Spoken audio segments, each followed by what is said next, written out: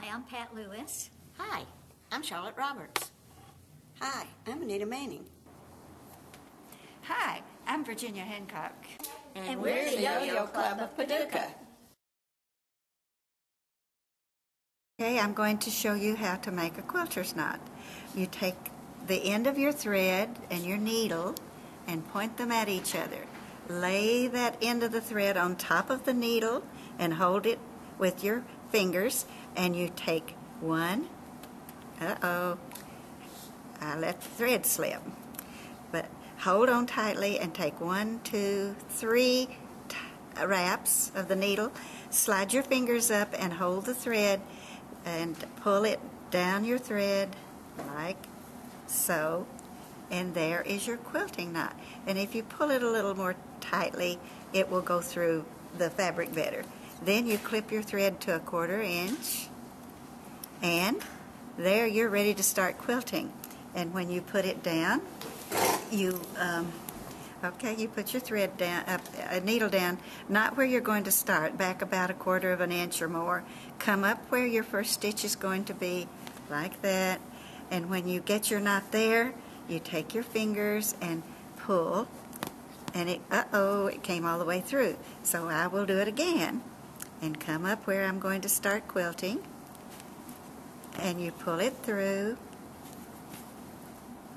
and there you are. You're ready to start. And that is the way you start your quilting.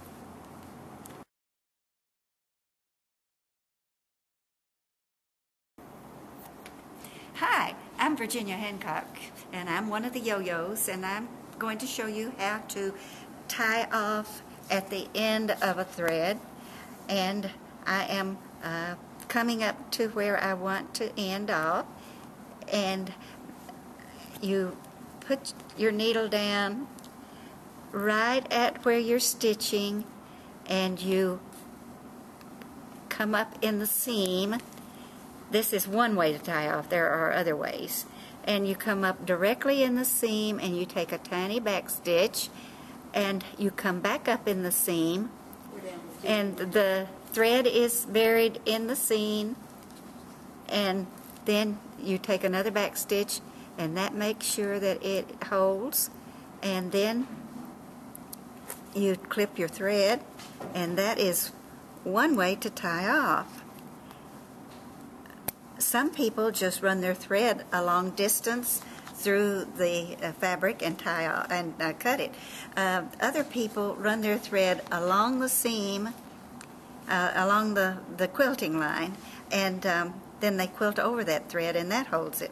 There's many different ways, but I prefer going into a seam if I can. If not, I take a tiny back stitch in my line of stitching, come forward to where I'm going to start, and then I take a tiny back stitch there also. I'm just demonstrating here. I'm not going to put a knot in there.